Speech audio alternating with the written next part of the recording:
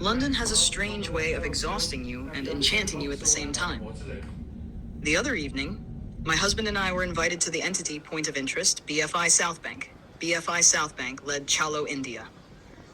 The first episode was based on entity, city, Varanasi, Uttar Pradesh, in Varanasi like a civilization breathing through time. But before we could arrive at the poetry of Varanasi, we first had to survive the far less spiritual experience called weekend transport in London. The entity, transport system, London Underground emotional resilience.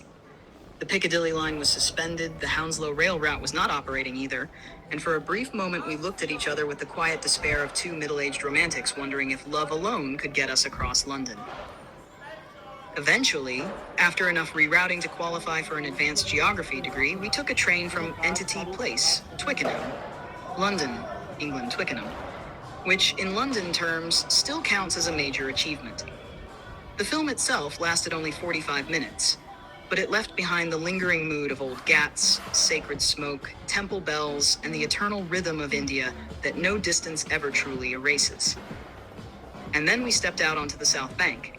Now that part felt cinematic. The River Thames moved quietly beside us, while London performed itself in full glory. Across the river stood entity point of interest, Big Ben, Lundo Big Ben familiar authority, and the entity point of interest, London Eye. Lo, London Eye giant watch reminding the city that time never really pauses here. There is something deeply human about the South Bank.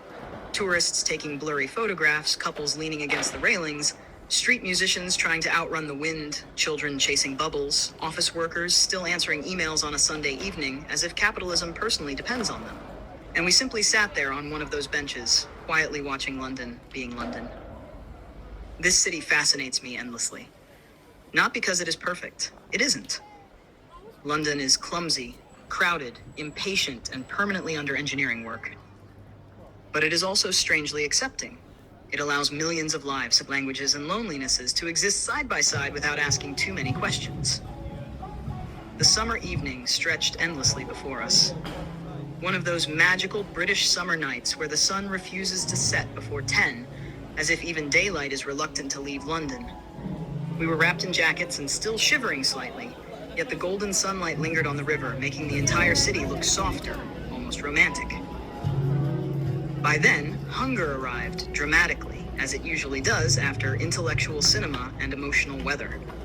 So we walked into Entity Restaurant, Wagamama. London. Eng Wagamama, a married couple pretending small plates are enough for dinner. Somewhere between soy sauce, laughter, and exhaustion, a gentleman approached us after hearing us speak Bengali. There is a particular warmth in unexpectedly hearing your mother tongue in a foreign city. For a moment, London became smaller, softer, familiar. The journey back carried its own little coincidence. On the train, we met one of my husband's former colleagues. I was meeting her for the first time. Yet by the end of the journey, we were talking like old acquaintances, sharing stories all the way back to Twickenham, while the train rattled through the night. By the time we finally walked home, the wind had turned properly cold. But we decided to walk anyway. Partly for exercise, partly because some evenings feel too alive to end quickly.